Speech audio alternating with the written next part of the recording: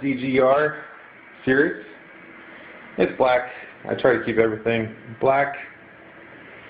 I don't really know how to play bass, but it's there in case I need to lay something simple down. Not too much different than guitar, really. That's an S-Series guitar. My first two guitars were bought from Rosewood Music in Findlay, Ohio. This is my second one, the S540 Custom Limited. I just love the slim designs. The necks are extremely low, and smooth and thin. I like the look of them, and they play awesome. So that's my second one. My first one I no longer have. And I got that one probably about 2 years ago. Les Paul Epiphone bass. I know that's horrible, but I don't justify a Les Paul brand just for a quick sound. If you can differentiate it, great. I just don't see the point, especially since I hardly ever played a Les Paul type guitar anyway. So those are my three electric guitars, one bass, and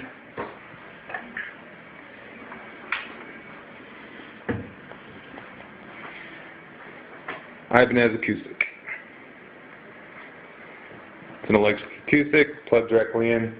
Sometimes miking in here is pretty difficult.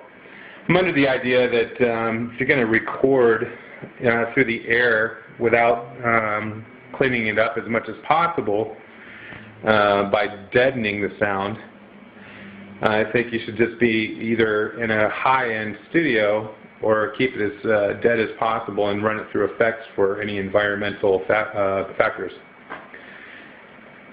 So I tend to shy away, if at all possible, of using or miking the acoustic, but I do sometimes. Next, I'll just go to my rack. Basically, I have an ART power conditioner. I love it. I used to have a Furman. Actually, I still have a Furman down the bottom rack. I decided to use two cases on top of each other to make one large case because it would allow me to take the top off and take a portable rig and leave. And then I could use the bottom half, which has mainly studio gear, and keep it here, plugged in. So the top part is essentially portable, the bottom part is essentially studio, but I use them all for both. Otherwise, I would use this system, the server rack, house everything in there, which I contemplate once in a while. Basically has all my for sale equipment I never use. Anybody wants to buy it, feel free, let me know.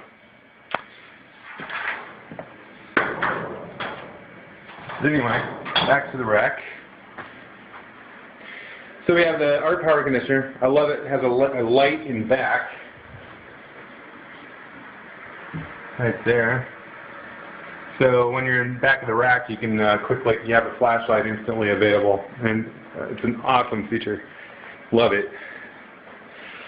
Next is a wireless, Audio-Technica wireless guitar input. Hardly ever use it because I'm in the studio. Prefer a cord connection if at all possible, but it's there in case I ever need one.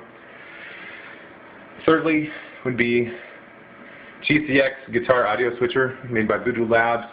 This one's an 8-channel switcher. Basically allows me to, say, have my preamp and my effects switched out at different times based on whatever program I put into the foot pedal. So basically it'll cut off any connections and add any connections I want based on a preset configuration. So you can basically change everything on the fly based on 8 channels worth of stereo inputs. It's an essential feature if you have more than one amp.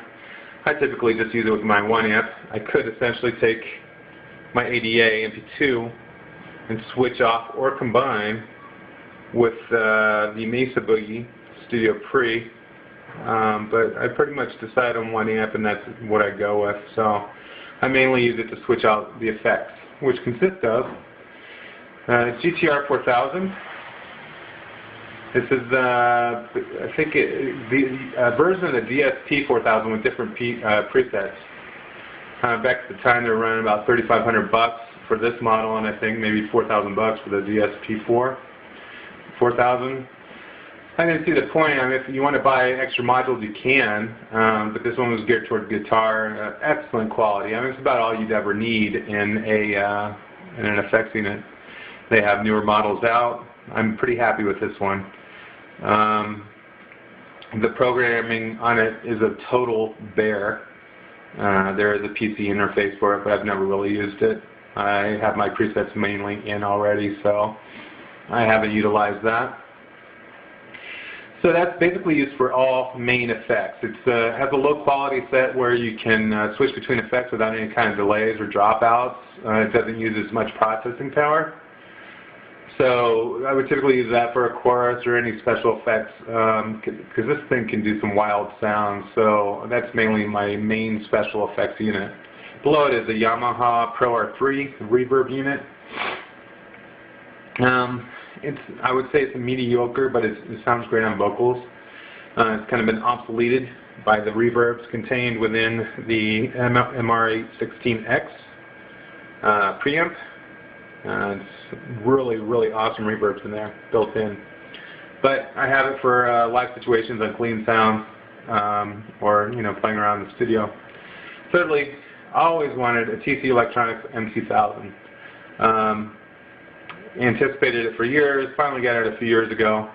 I was kind of underwhelmed by the quality. Seems very, very sensitive to inputs.